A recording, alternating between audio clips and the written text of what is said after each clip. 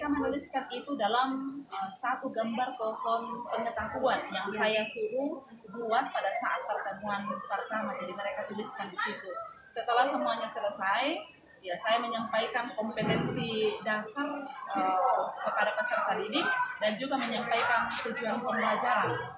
Ya, setelah peserta didik mengetahui tujuan pembelajaran itu, ya, saya kemudian memberikan kesempatan bagi peserta didik. Saya mau mengetahui sejauh mana peserta didik itu paham tentang Rambutuka dan Rambu Solo. Jadi setiap peserta didik itu saya minta menuliskan pengertian Rambutuka dan Rambu Solo di buku catatannya sesuai dengan pemahaman mereka. Jadi dari situ saya bisa mengukur bahwa peserta didik sudah paham mengetahui pengertian Rambutuka dan Rambu Solo. Oke, baik Ibu. Jadi yang Ibu ingin kembangkan nanti ini adalah penerapan tentang KSE-nya ya, di awal pembelajaran. Terima kasih.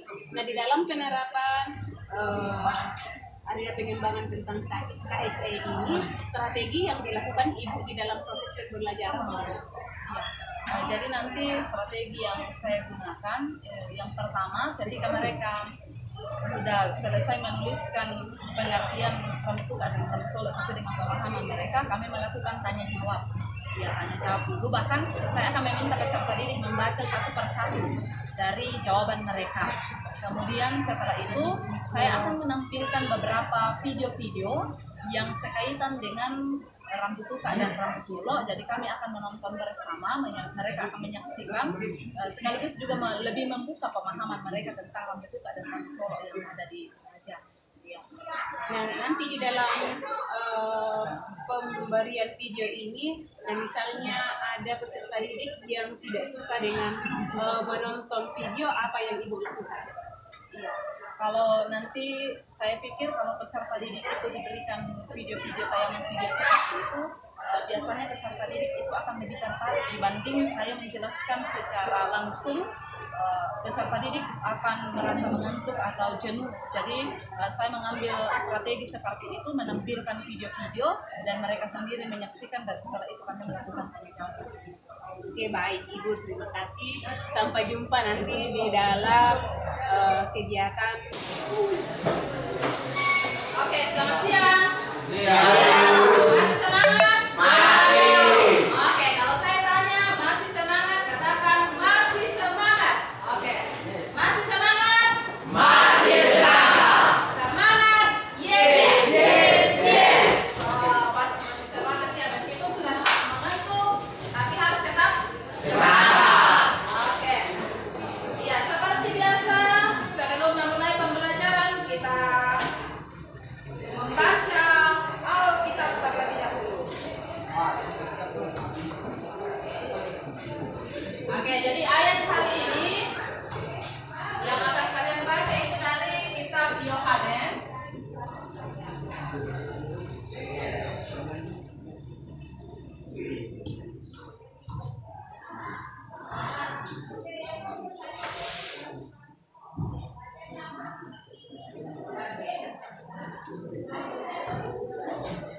Ya, jadi seperti biasa kalian membaca dulu dalam hati, latihan.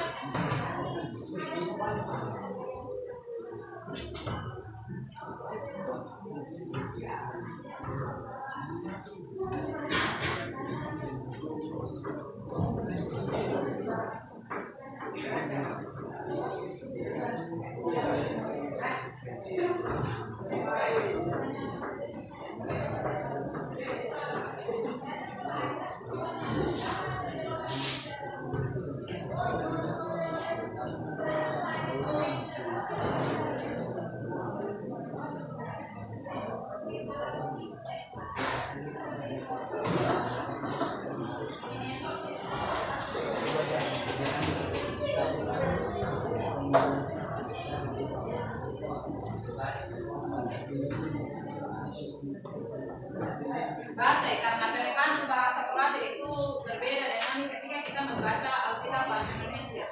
Jadi yang paling penting di situ adalah intonasi, penekanannya juga.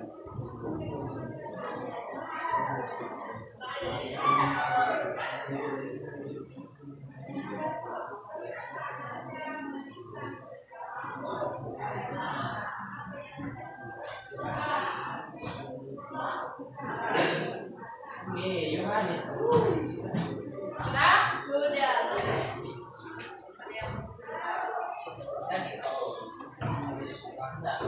Johan. Sudah?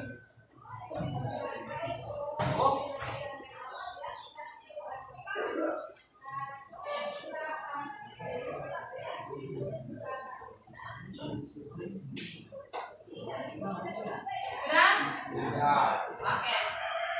Kita baca bersama-sama dulu. Yohanes pasal 20 ayat 2, 3. Nawami Yesus aku, tu beranda mukitamu dari makatongan dukamu.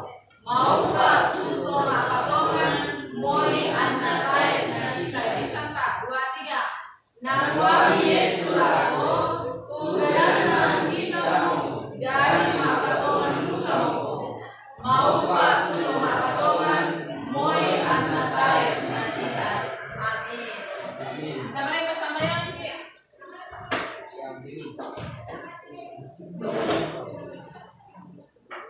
Oke.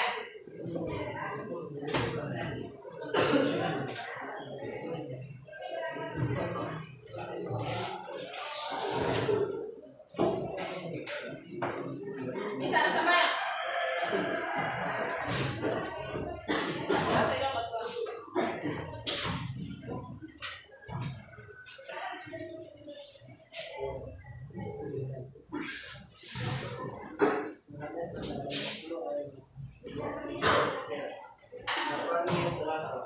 Kirana kita jadi persatuan duka mau itu persatuan anak dan kita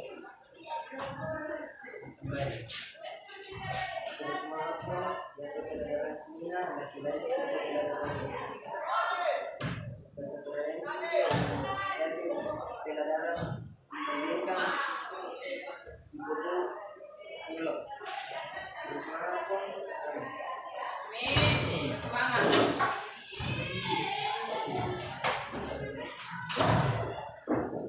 Alvin Bubun. Mana Pak? Alfredo. Alvino. Alfianto. Alwis. Alibas. Ampang. Andarias. Brian. Dennis. Desta. Edwardus. Eliezer. Ferdi. Fernandez. Gideon. Ivanti. Henry. Imelda. Indra. Irwan. Manola. Joyce. Joyce Mambela. Irwanki. Calvin. Mario. Martinus. Martinus Romben. Martin Suso. Nelson. Paulus. Ready. Regal. Renaldi. Rizal. Rizky. Rivaldo. Rivaldo. Evianto. Wandri. Giorgia. Berarti biro siapa kan? Mencari uang sekarang itu sulit. Ada kayak di sini yang sudah membiayai dirinya sendiri untuk sekolah. Ada? Tidak usah malu-malu. Ada? Tidak ada ya. Kedua kita kalian membiayai kalian tak kayak Tuhan itu masih siapa pernah kok? kalau masih dibiayai oleh orang tua atau keluarga, ya setidaknya kita ingat ke mereka. Karena yang kalau ada karena masih kita nama mana ada malingo. Ya, merasa rugi lah kita ketika datang setiap hari belajar. Ya, seki untuk pengetahuan sulit tidak mau tambah kosong ya. Ya, tambah apa ditandai. Setidaknya satu mata pelajaran itu ada sesuatu pembelajaran yang bisa didapatkan. Ya, oke. Jadi hari ini kita sudah masuk ke KD yang baru. Tapi sebelum masuk dalam KD yang baru, seperti biasa berliterasi dulu. Silakan cari pengetahuan baru dan yang sekaitan dengan bahasa daerah. Kemudian kalian tulis di pohon pengetahuan kalian. Silakan.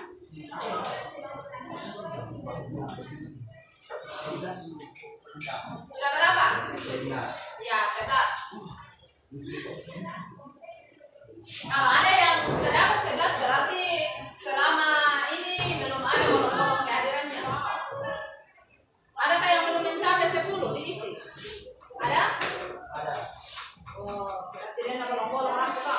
Ada juga kuasing. Wow, sing berisi wah.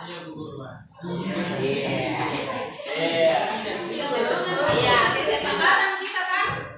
Ya, harus diisi setiap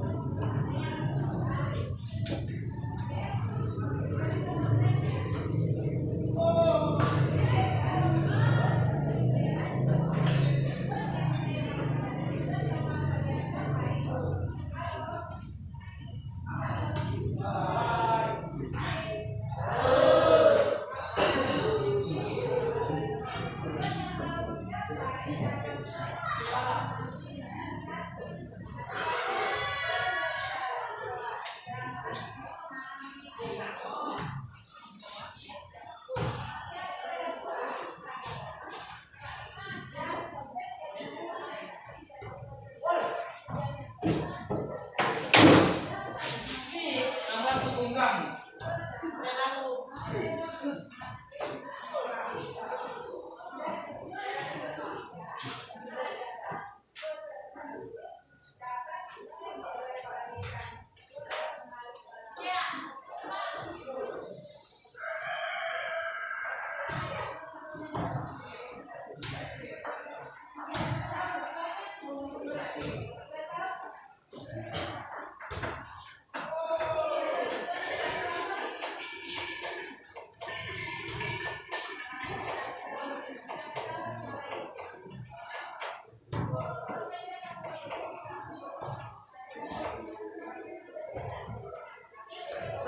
Sudah beres semua ya? 2 kelompok.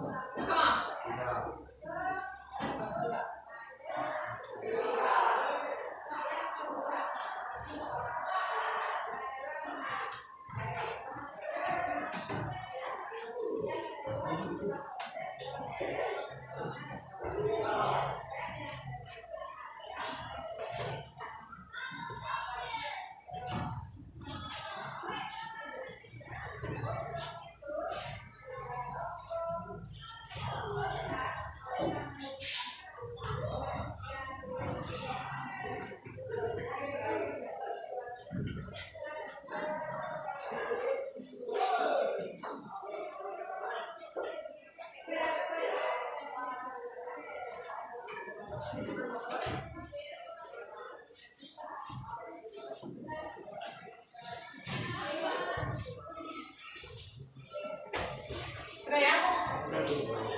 Oke.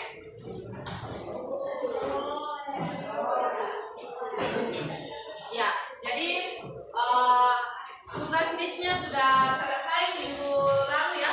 Sudah. Kelompok 1 sudah dikirim? Aman. Kelompok 2? Oke, aman ya. Berarti aman untuk KD saat pertama. Kalian sudah menyelesaikan proses pembelajaran, bahkan sudah mengikuti MIT PTS, penilaian tengah semester untuk KD pertama. Jadi hari ini sebenarnya kita sudah masuk dalam KD kedua. Ya, sekaligus KD terakhir untuk semester ini. Tapi sebelum masuk dalam KD kedua, mari kita bersama mengingat dulu keyakinan kelas yang sudah kita sepakati bersama. Kira-kira apa yang bisa kita lakukan hari ini supaya proses pembelajaran kita bisa berjalan dengan lancar? Ya, saya yakin akan apa kelompoknya Nina? Oke, saya yakin akan disiplin. Apakah kalian yakin akan benar-benar disiplin? Yakin? Disiplin dalam hal apa? Belajar. Kemudian apa lagi? Disiplin dalam berpakaian Nina. Ya, bisa berkata Raka. Oke, kalau katakan disiplin dalam belajar berarti apa? Dalam proses pembelajaran nanti sekiranya kita tidak keluar masuk ya. Kalaupun ada yang mau ke toilet, ya jangan sampai ada yang dua orang. Ya, oke. Sebelum ibu membarukan kompetensi dasar, mari kita menyanyi. Ya. Ada liriknya di depan.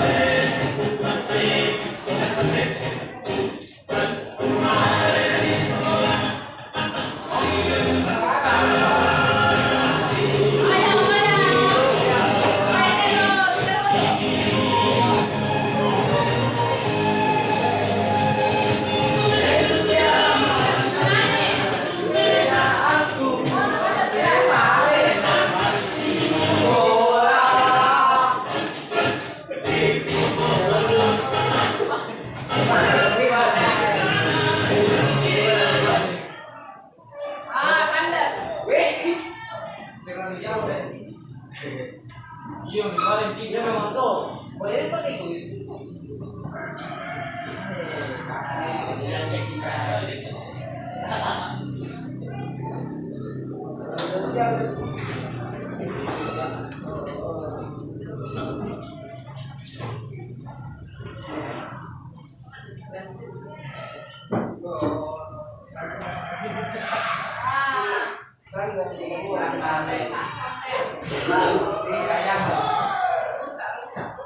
Buang sakit cepat.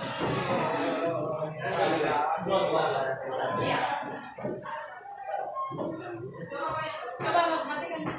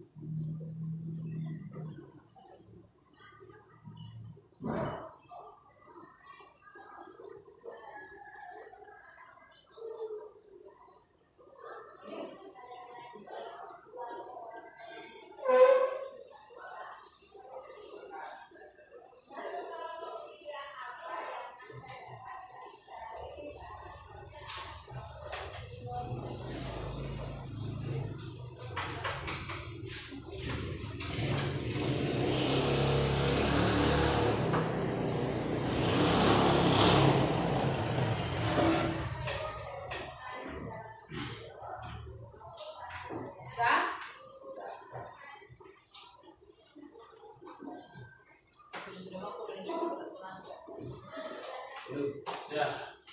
Oke. Nah, untuk pertemuan hari ini ada satu tujuan pembelajaran yang akan kita capai. Ya. Jadi ini tujuan pembelajaran yang harus kita capai hari ini. Peserta didik dapat mengidentifikasi pengertian rambut tuka dan rambut solo. Jadi khusus pertemuan hari ini.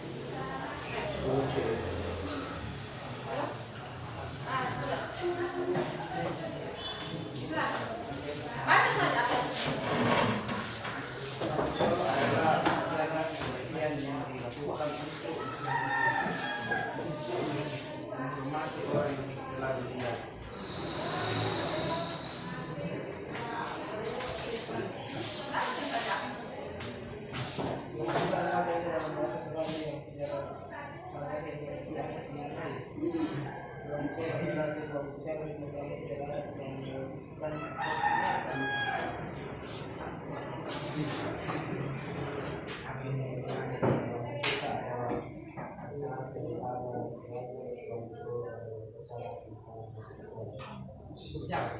oh, berarti kagak sama ya.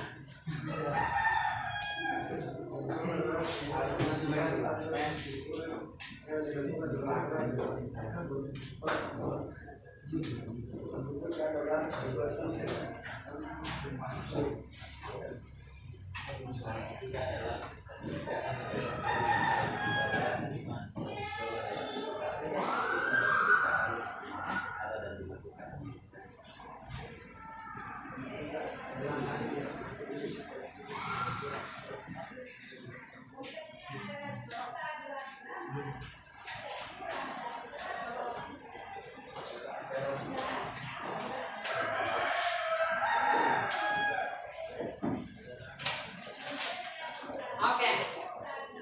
Ternyata semua sudah bisa membedakan tentang rambut tuka dan rambut solo ini. Yang sebenarnya bahwa rambut tuka dan rambut solo ini yang sama-sama adalah upacara adat suku Toraja. Ya. Jadi ingat, rambut tuka dan rambut solo ini sama-sama upacara adat Toraja. Hanya saja yang membedakan adalah kalau rambut tuka, ini yang tidak salah, ya. Tidak salah yang kalian ungkapkan tadi bahwa rambut tuka itu merupakan upacara adat pernikahan. Hanya saja kita luruskan bahwa kalau kita berbicara tentang rambut tuka itu bukan hanya sekaitan dengan pernikahan. Usaha di sana duka rambut tuka atau tomangrara, toh? Tomangrara. Iya, berarti kalau dikatakan rambut tuka upacara ada. Iya, Toraja, tapi yang bagaimana? Upacara ada? Syukuran, betul sekali. Jadi, yang kedua, kalau kita berbicara tentang rambut tuka itu bukan hanya sekaitan dengan pernikahan, ya. Jadi ke depan ada satu pengetahuan lagi ya. Karena selama ini kalian pahami bahwa upacara rambut tuka itu adalah upacara pernikahan. Ya, tidak salah. Hanya saja yang sebenarnya bahwa upacara rambut tuka itu bukan hanya berbicara tentang pernikahan, tetapi lebih tepatnya itu upacara adat syukuran. Ya, kurang semangat, ya betul. Boleh orang itu teman banua, ya syukuran yang lain. Kalau hanya rambut tuka itu hanya berbicara tentang pernikahan. Bisa dipahami? Bisa. Oke. Jadi ingat, coba ucapkan bersama-sama dulu. Rambut tuka adalah apa? 2, 3. Tuka adalah upacara adat syukuran. Ulangi, 2, 3. rambut tuka adalah upacara syukuran. Oke, tuh. Kemudian masuk di rambut solo. Ya, dari rambut solo berarti bukan berbicara tentang asap yang ya. Dan manito atio mitiro mitirai kende kalangan tu rampuna yang bisa rambut tuka titi Nah, iri angin na solo saudara kami yang bisa rambut solo toh. Nah, itu bukan berbicara tentang asap yang lain dan asap yang turun. Kalau rambut solo apa? Upacara? Iya, upacara adat kematian. Boleh kayak 2, 3. Rambut solo adalah upacara kematian. Oke, ada bersama menyimak dulu.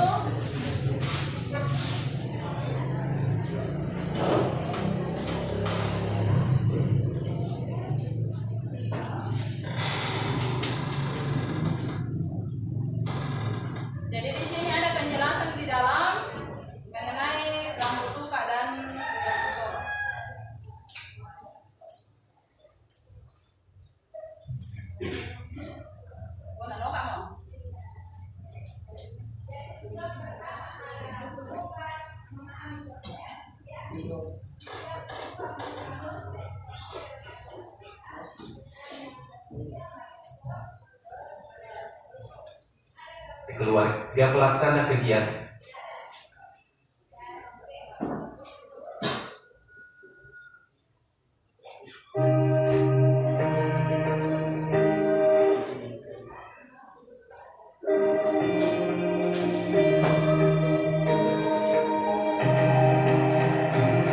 Toraja merupakan daerah yang tak hanya terkenal oleh pemandangan alam yang masih lestari, tetapi juga dengan keunikan tradisi yang masih dijaga hingga kini meskipun diakui dalam beberapa aspek sudah mengalami perubahan seperti integrasi ibadah agama yang dianut oleh keluarga pelaksana kegiatan serta terkadang warna baju yang dipakai sudah tidak sesuai dengan aturan adat. Upacara adat di Toraja sendiri dapat dikenali berdasarkan jenisnya yaitu rambu solo dan rambu tukar. Bagi kamu yang masih awam, tentunya bingung dengan istilah tersebut yang merupakan bahasa Toraja yang syarat makna. Berikut penjelasan secara umum perbedaan kedua upacara adat tersebut. Maknanya, secara harfiah, rambu solo diartikan sebagai berikut. Rambu artinya asap dan solo artinya ke bawah atau turun. Akan sampai ke Kemana sana teh? Terlalu dulu kita tuh aja kita ganti ambil sana teh. Teh? Kenapa toh? Kemana? Kita lihat sana mau beli. Kita naik. Dulu kok kita naik. Ada kita dan kampung itu kita kasih makan kalau ada rezeki. Jadi kalau saya ya bersama gotong royong membagi rezeki. Jadi saya meskipun di situ pasti Apa ada tadi nyirolani atau buah hewan? kebanggaan pasti ada. Baik sholat. Oke. Baik sholat teh. Mengapa daripada itu? Iya betul sekali. Iya. Jadi kan ada tuh tahu mantu baik mantu teh mau pamatian. Susing lagi ke den tomate. Dan anak tomate ampon neraka sunuku neraka tomate mantu teh dong. Te orang yang nakoi kumua iya laku bente iya supaya laku pinalui male so. Iya. Tidak, tapi itu sebagai tanda iya. Terima kasih atas kedatangannya bersama saya untuk membersama kami di dalam pendampingan kita ini. Terima kasih juga Bu. Selamat sore. Ya. Saya ucapkan kembali terima kasih atas kehadirannya di dalam kegiatan diskusi yang kita akan lakukan pada sore hari ini. Nah, kegiatan yang kita lakukan pada sore hari ini masih berkaitan dengan tindak lanjut yang kita sudah lakukan di dalam kelas ya. Oke. Nah, apa yang kita sudah dilakukan di dalam kelas berkaitan dengan proses pembelajaran. Nah, bagaimana perasaan ibu ketika saya melakukan observasi di dalam kelas? Ya, terima kasih. Kalau sekaitan dengan perasaan, memang jujur waktu itu saya merasa cukup, ya, karena pertama kali mengajar kemudian di dalam ruangan itu ada rekan sekerja. Kan tentu ada perbedaan sedikit ketika ada kita hanya berhadapan dengan peserta didik dengan ada rekan kerja di dalam dulu, tapi akhirnya bisa Ya, bagi ibu itu adalah suatu hal wajar yang kita biasa alami ketika kita diperhadapkan kepada hal-hal baru ya. Jadi itu tidak jadi masalah. Nah, berkaitan dengan tujuan pembelajaran yang ibu sudah lakukan ini, yaitu mengidentifikasi rambu tuka dan rambu solo ya. Nah, apakah di dalam tujuan yang dilakukan ini sudah tercapai? Menurut saya tujuan pembelajaran kami itu sudah tercapai karena saya mengukur melalui kegiatan tanya jawab kami, peserta didik itu sudah bisa mengemukakan pendapatnya dari tujuan pembelajaran itu. Ada yang bisa mengemukakan secara langsung, ada juga yang mengemukakan secara tulisan, jadi mereka menulis pemahaman mereka. Oke, baik. Jadi ada dua cara yang dilakukan, ada yang mengungkapkan secara langsung atau tulisan, dan ada juga yang menuangkan lewat tulisannya. Nah, baik Ibu. Nah, strategi yang Ibu lakukan, bagaimana strategi yang Ibu lakukan ini sehingga Ibu katakan bahwa ini sudah. Tadi saya katakan bahwa kami melakukan tanya jawab, ya.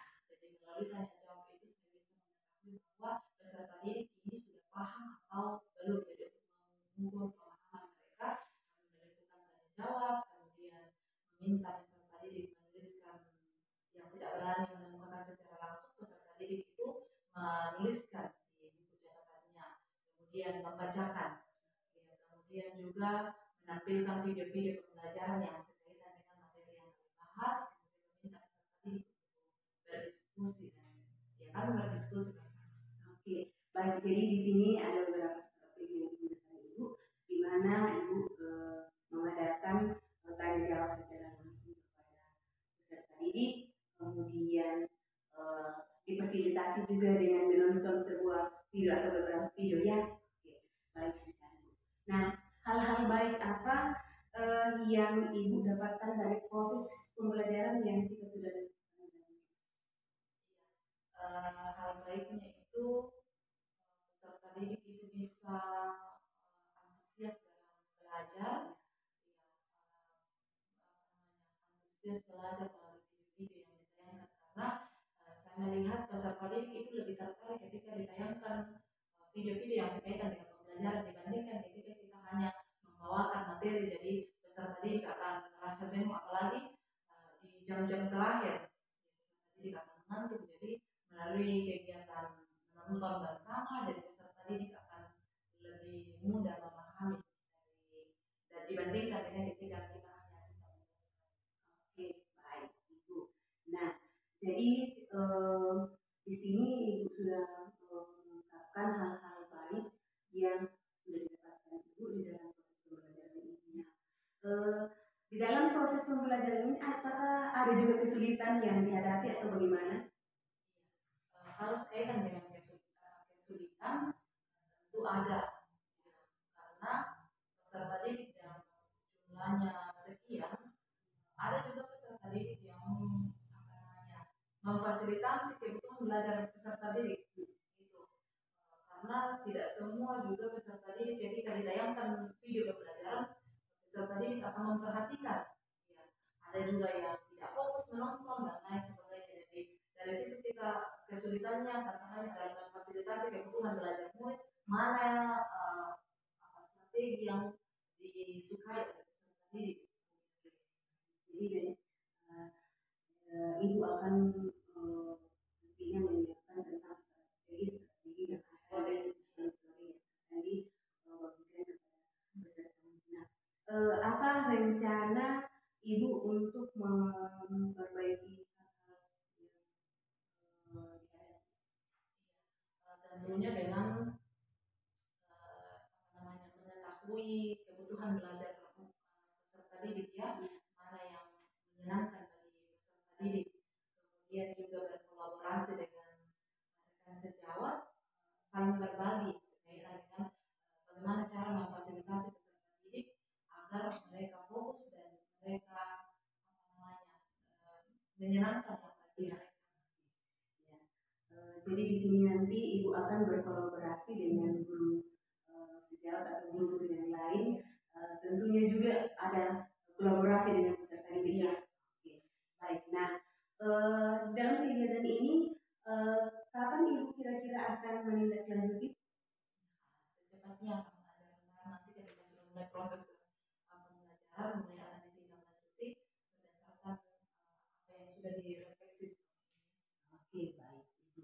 Nah, di dalam tindak lanjut yang Ibu akan lakukan ini, yang Ibu rencanakan di tahun pembelajaran yang baru, ya, karena kita sekarang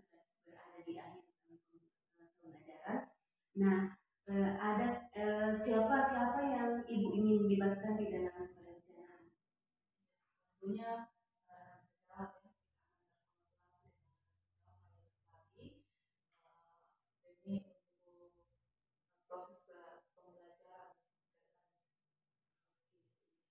Ibu. Nah, apakah masih ada hal-hal yang mengganjal perasaan ibu, baik di dalam proses pembelajaran di dalam kelas ataukah di lingkungan sekolah? ya. Kalau bagi saya secara pribadi yang masih mengganjal itu adalah dari segi karakter dan kedisiplinan peserta didik, karena selama ini diperhatikan ada peserta didik yang belum disiplin, jadi harus dipikirkan bagaimana supaya peserta didik bisa menyadari tentang kedisiplinan itu. Kemudian dari segi karakter, biasanya di dalam kelas itu ada peserta didik yang kurang menghargai temannya dan juga guru, jadi itu yang masih mengganjal dan menjadi bahan refleksi berkaitan dengan apa yang akan dilakukan ke depannya untuk bisa memfasilitasi semua dari segi kedisiplinan dan karakter peserta didik. Kira-kira apa yang ibu pikirkan atau adakah solusi yang ibu pikirkan di dalam menghadapi atau memecahkan masalah tentang karakter yang dilakukan peserta didik? Berkaitan dengan karakter, jadi memberikan contoh dan teladan yang baik bagi peserta didik. Tidak mungkin kita mau meminta peserta didik untuk memperbaiki kelakuan mereka sementara kita sendiri. Jadi memberikan contoh yang baik dulu dari segi sopan santun, bagaimana kita bisa berbicara dengan sopan kepada sesama kita supaya bisa diikuti oleh peserta didik. Jadi setidaknya peserta didik ternyata bagus Jadi intinya di sini bahwa kita sebagai pendidik atau kita sebagai guru harus memberikan terlebih dahulu contoh atau teladan kepada peserta didik ya. Oke, baik ibu. Di sini saya akan menyampaikan beberapa hal yang saya dapatkan atau yang saya sempat tulis pada waktu proses pembelajaran di dalam kelas ya. Yang pertama itu ibu sudah melakukan proses berdiferensiasi di mana yang ibu ingin kembangkan ini adalah berdiferensiasi ya. Nah, yang pertama memberikan kesempatan kepada peserta didik untuk memberikan jawaban, ada yang mengungkapkannya secara lisan ya, kemudian ada yang menulis apa yang mereka pahami dari materi. Kemudian di sini ibu juga sudah memfasilitasi peserta didik dengan memberikan materi lewat video ya. Jadi di dalam pemberian materi secara tidak langsung peserta didik bisa menonton dan memahami materi yang dipelajari. Itu adalah proses diferensiasi yang saya katakan.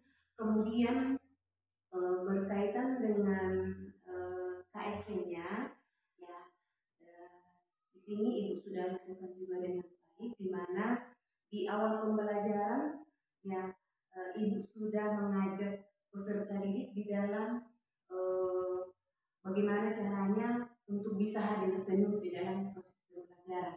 Nah, di sini ibu sudah melakukan literasi membaca kitab ya. Setelah itu berdoa. Jadi ya, bagaimana supaya peserta didik di sini bisa mengelola atau merasa bahwa ya saya harus melakukan proses pembelajaran ini dengan penuh kesadaran ya. Kemudian di dalam proses pembelajaran juga saya lihat juga bahwa ibu memfasilitasi peserta didik bagaimana supaya bisa tetap semangat, di mana ibu di dalam kelas sudah melakukan ice breathing ya. Jadi di sini peserta didik sudah berpartisipasi semua dan senang di dalam mengikuti proses pembelajaran. Nah, dari kedua area pengembangan yang Ibu sudah lakukan, yaitu pembelajaran berdiferensiasi dan penerapan KSC, mana yang Ibu lebih ingin kembangkan ke depan? Ya, kalau yang ingin saya kembangkan ke depan, yang pertama itu tentang penguatan karakter ya peserta didik. Jadi tadi saya sudah sampaikan bahwa peserta didik sekarang ada yang sudah kurang menghargai. Jadi itu yang perlu saya kembangkan ke depan. Kemudian yang kedua dari segi kedisiplinan peserta didik. Jadi tadi juga saya sudah sampaikan bahwa itu yang masih mengganjal bagi saya dari segi kedisiplinan peserta didik. Jadi nanti ke depan ini yang akan saya lakukan itu adalah menjadi, tadi saya sudah ungkapkan, menjadi contoh untuk peserta didik. Jadi dari segi kedisiplinan, kalau kita meminta peserta didik untuk tepat waktu, ya setidaknya kita guru yang terlebih dahulu tepat waktu masuk di dalam kelas, tepat waktu keluar supaya peserta didik bisa belajar dari situ. Ibu, jadi berkaitan dengan pembelajaran atau pembinaan karakter, kebiasaan-kebiasaan positif ini, ya, ini merupakan suatu hal kegiatan yang masuk di area pengembangan KSN-nya ya. Oke, baik Ibu, mudah-mudahan apa yang kita diskusikan pada saat ini bisa bermanfaat di dalam proses pembelajaran kita ke depan. Tetap semangat di dalam membina atau memberikan teladan kepada peserta didik. Mudah-mudahan ke depannya kita bisa menerapkan pembelajaran atau pembelajaran tentang berdiferensiasi dan menerapkan KSC ya.